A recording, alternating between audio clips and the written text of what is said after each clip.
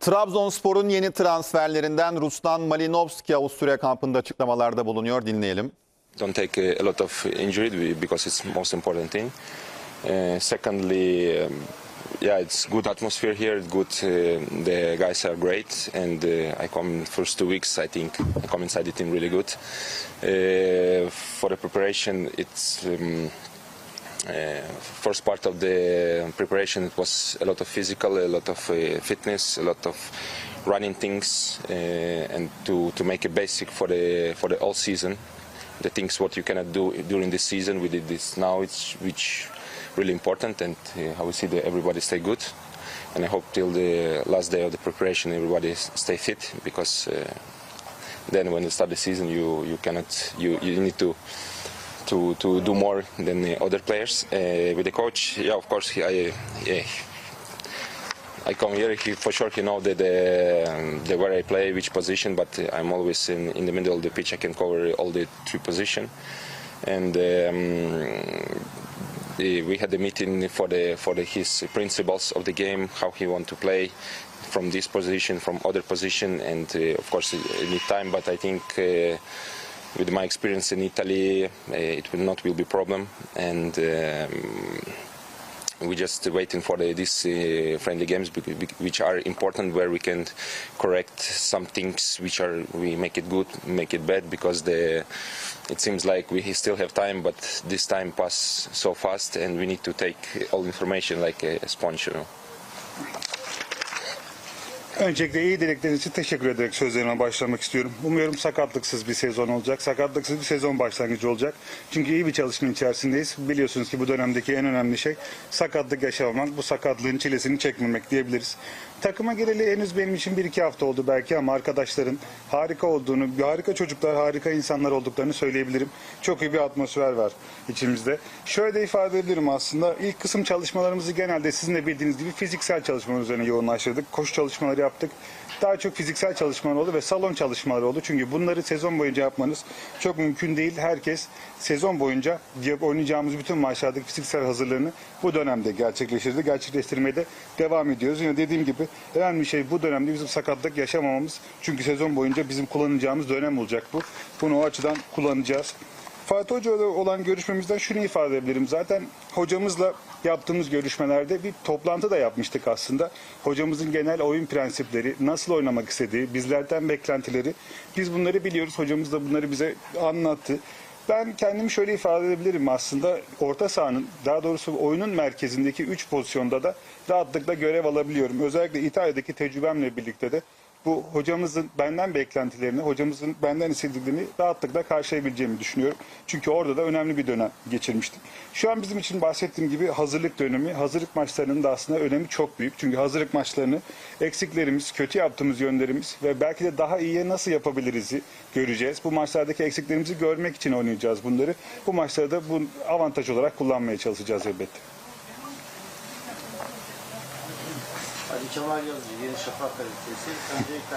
First of all, I want to welcome you to our city. I wish all the best. Of course, you also mentioned, we know that, you can play in both phases, offensive and defensive side. And also, you have the talent to direct command inside the pitch, the type of the game that the game plays. And also, because physically we know that you are working hard, and mentally, I want to ask you, what are you doing? Because, thinking about the mentality of the coach, how do you think you can help the coach? Each type of formation that you will play with the coach. What do you want to say about your mental preparations to adapt the style of the coach? Thank you for just a little bit first part. What he asked. Yeah. No, he's saying that that he knows that you can play on both sides. And how do you think you can help the team? Physically and mentally also. Yeah, it's difficult question really, because I still didn't play. This. I think after some games we can speak about this more, because in Turkey it's different competition. It's I think it's also physical condition, because some teams, I saw some games that it's really direct games. Sometimes it's more position, but we will see then. And it depends of the coach which position. If I play lower and if I play higher, and it's always on the terms of the play, it's always different, and I need to be strict to do both things. The last one, what was the question? Mentally, how did you become? Mentally, no. I think when I was 25, 26, before the game, you feel something like on your bit too nervous, a little bit, But when I think after 30 years, you saw some things like with experience that I play, I don't know, around 30, 40 games in Europa League, like 20 games in Champions League. And now it's more enjoying that. I like this atmosphere. I love football. It's not, it's great when you earn money for your job, but you love your job. And it's, I think, to find this, it's really difficult in life. And I think we are, as a football player, we are lucky with this. And yeah, that's it for the moment. The rest of the part of this question, I can answer more forward because I'm short time here, and it's when it starts friendly games, official games, then we can speak more. Öncelikle zor bir soru sorduğunuzu ifade ederek sözlerime başlayabilirim. Şöyle ifade edeyim aslında, çünkü henüz daha maç oynamadım takımla. Belki birkaç maç oynadıktan sonra, birkaç resmi maça, birkaç hazırlık maçına çıktıktan sonra belki daha net cevap verebilirim sorunuza, ama şöyle ifade edebilirim en azından. Türkiye Ligi'ni biraz araştırdığımda, gördüğümde şunu gördüm. Fiziksel mücadelenin de öne çıktığı bir lig. Bazı maçlarda direkt oyunun tercih edildiği bir lig. Ama bazı maçlarda yine pozisyonların öne çıktığı, pozisyon almanın öne çıktığı bir lig. Dolayısıyla iki açıdan da kendimi değerlendirmem gerekiyor diye düşünüyorum. Ama aslında şunu ifade edebilirim. İlk soruda aslında benzer şey ifade etmiştim. Hocamıza bağlı olacak. Benim nerede oynayacağım ve takıma nasıl yardımcı olacağım. Çünkü eğer hocamız beni daha geride konumlandırmak, benden orada faydalanmak isterse elbette elinden geleni yapacağım. Ama hocamız derse ki hayır, daha önde oynayacaksın. Yine daha önce elde edildiğim tecrübelerle birlikte, oynadığım maçlarla takıma nasıl katkıda bulunacağımı herkese göstermek istiyorum. Ben de elimden gelenin en iyisini yapmak istiyorum. Mental açıdan aslında şunu ifade edebilirim. Bir futbolcu olarak 25-26 yaşlarınızda futbol oynadığınızda içinizde her zaman karnınızın tam ortasında bir heyecan hissedersiniz. Bu heyecan elbette sizi daha iyiye götürmeye çalışır, ama 30'lu yaşlarınıza geldiğinizde ve ben gibi özellikle kendimi değerlendirecek olursam yaklaşık 35-40 tane Avrupa Ligi maçı, yaklaşık 20 tane de Şampiyonlar Ligi maçı oynadıktan sonra bu heyecan yerini biraz daha sakinliğe bırakır ve biraz daha sakinlikle işleri halletmeye çalışırsınız. Ben de bunu bu şekilde, takıma bu şekilde yardımcı olarak elimden geleni yapmaya çalışacağım. Futbolcu olarak şunu ifade edebilirim aslında, hep de bunu söylüyorum. Biz futbolcu olarak çok şanslı insanlarız belki de, çünkü sevdiğimiz işi yapıyoruz ve sevdiğimiz işi yapmaktan da para kazanıyoruz. Dolayısıyla elimden geleni yapmaya çalışıyorum. Ben de bugüne kadar hep böyle oldu. Bugüne kadar oynadığım maçlarda edindiğim tecrübelerden de takımıma en iyi katkıyı sunmaya çalışacağım ben de. Bir günaydın, futbol arena. Hoş geldin tekrar. Welcome. First of all, once again, I wish you all the best. Karşılamayı da çok iyi hatırlıyorum. And also, I really remember how we welcomed you in the Trabzon airport. Also, I want to ask you real quick, how did you feel when you saw the fans, when they welcomed you? And also, I want to ask you, what do you think about your teammates? We know that we have quality players inside the team.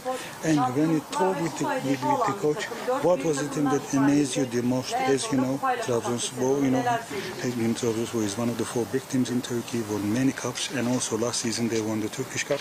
So 3 questions: your first arrival, about the fans, your teammates, and also Trabzonspor in general about. No, it was amazing for sure. It was a pleasure for me to arrive. I know that in Trabzon, it's the people live football week by week. They wait every game, and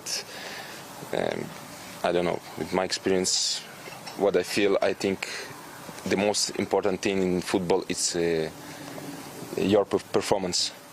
Because if you can win by luck 1-2 games, but when your performance always on the level, you can reach more than with just to play for the result. And I think we need to always make amazing performance, but always in football you have 2 results. And with teammates, we saw a lot of players come now, new, and we have this short time to understand each other, the movement, and of course the coach.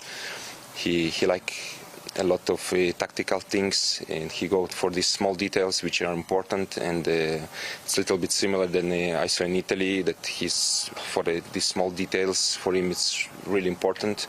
And the last question for When you spoke with the coach, this one. When I spoke with the coach, what was the thing that amazed you the most? And Trabzonspor in general, you know? yeah, that's what it was. That's what I answered. That it's similar than in Italy. That he likes tactic and he's so passionate for these things. Şöyle ifade edebilirim, aslında sizin de bahsettiğiniz gibi harika bir karşılama oldu. Gelmeden önce de biliyordum zaten bu böyle olacağını. Benim adıma da inanılmaz büyük mutluluk oldu. Çünkü Trabzonspor taraftarının hafta hafta futbolla yaşadığını, futbolun tam içinde olduğunu ve sonuçlardan büyük mutluluk ya da üzüntü duyduğunu farkındayım. İnsanların futbolu ne kadar çok sevdiğinin farkındayım. Ben de bunu yapmaya çalışacağım. Onları mutlu etmeye çalışacağım. Çünkü futbolda sizin de bildiğiniz gibi en önemli şey performansınız. Bazen şansınızın yardımıyla birlikte birkaç maç kazanabilirsiniz ama iyi performans gösteriyorsunuz. Sonuç da alabiliyorsunuz. Arka arkaya büyük başarılar kazanma şansınız var. Ben de bunu yapmaya çalışacağım. Sonuç almaya çalışacağım ve en iyi performansımı her zaman bu takımımızın taraftarı için göstermeye çalışacağım. Takım arkadaşlarımla ilgili şunu ifade edebilirim. Çünkü takım arkadaşlarımız gayet kaliteli oyuncular. Henüz aslında aramıza katılacak olan arkadaşlarımız da var belki de. Çok oyuncu katıldı aramıza. Bir an önce birbirimizi tanımaya, neleri yaptığımıza, neleri de çok iyi yaptığımıza beraber bakmaya, onların hareketlenmelerini, onların neler yaptığını, saha içinde neler yapabileceklerini öğrenmeye ve birbirimizi daha iyi tanımaya çalışıyoruz. Hocamızla ilgili de şunu ifade edebilirim. Hocamız İtalya'daki gibi, aslında İtalya'dakinden belki de biraz daha farklı olarak da en küçük detaya kadar taktiksel anlamda her şeyi çalışmaya, en önemli detayı göstermeye çalışıyor. Bu anlamda çok tutkulu bir insan ve en önemli detaya kadar inmeye çalışan bir hoca. Onunla çalışmaktan dolayı da çok da mutluyum tabii ki de. Mete Pekver, TRT Spor, az önce kendisi de söyledi, Skype'ın araştırdığını. You know that you knew about Super, you knew about Super League, and I want to ask you about the adaptation period, you know, and I want to ask you if you have talked with any Ukrainian players that played in Trabzonspor before, you know, to make your adaptation quicker. What did you talk with them and what did they say to you? And the first question, what? Yeah, the first question about adaptation period. Which period? Yeah, the adaptation period. Okay. Yeah, it's what I answered already. I don't think it's take a lot of times. When as soon we start to play the games, as soon I understand the principles of the coach, the teammates, have this connection, you know. As soon I'm adapt, but I don't feel any pressure, any problem now. I feel comfortable. And this, of course, I speak with the guys, but still, Arseny is still here, and I speak every day with him. I ask some things, but of course, I know that the guys said it's amazing atmosphere always, and the fans are amazing, and it's great club. And you here, what I can say, you have everything just to play football. You do your best, not just on the pitch, but outside the pitch. You need to be disciplined. You need to be professional, and this is the most important thing. Aslında demin de biraz ifade etmeye çalışmıştım. Adaptasyon sürecimin çok fazla zaman alacağını düşünmüyorum. Hızlı olacağını düşünüyorum. Bir an önce maçlar başladığında maçları arka arka oynamamızla birlikte adaptasyona daha kolay ve daha hızlı olacağını inanıyorum ben. Kendi adıma da herhangi bir baskı hissetmiyorum adaptasyonla ilgili. Gayet rahat hissediyorum kendimi. Elimden gelen en iyisini maçların başlamasıyla birlikte zaten takım için göstermeye başlayacağım. Tabii ki Ukraynalı arkadaşlarımızla konuştum. Daha önce burada oynayan arkadaşlarımızla konuştum ve Arsen de zaten burada her gün beraberiz. Onunla bütün konuşmaları, gerekli olan bütün soruları kendisine yöneltiyorum. Onlar da bana hep aynı şeyi söylediler zaten. Harika bir atmosfer olduğunu, harika bir kulüp olduğunu ve bir oyuncunun futbol oynamak için her şeyinin burada da olduğunu, burada en iyisini gösterebilmek için bütün şartların olduğunu gösteriyor. Ve aynı zamanda şunu da ifade ediyorlar her zaman. Burada sadece saha içindeki profesyonellik değil, saha dışında da aynı şekilde disipline sahip olmak, aynı şekilde düzgün bir hayat sürebilmenin çok önemli olduğunu anlattılar. Ben de tabii ki bunu uygulayacağım. Sen sabah gazetesi öncelikle hayırlı olsun. First of all, I want to welcome you. I want to wish all the best for the next season. Kadar 40'a yakın gol ve asist var duran toplardan. 40 goals and assists and also set pieces. And Trabzonspor was the best team in set pieces last season. What do you want to say about these two things? You were really successful, and Trabzonspor was really successful. And also about the shoots. What kind of expectations should our fans have about your shoots from long distances? Set pieces. Yeah, from set pieces is a key part of the game, because when you play 0-0 and one set piece make a difference and the game change in another way.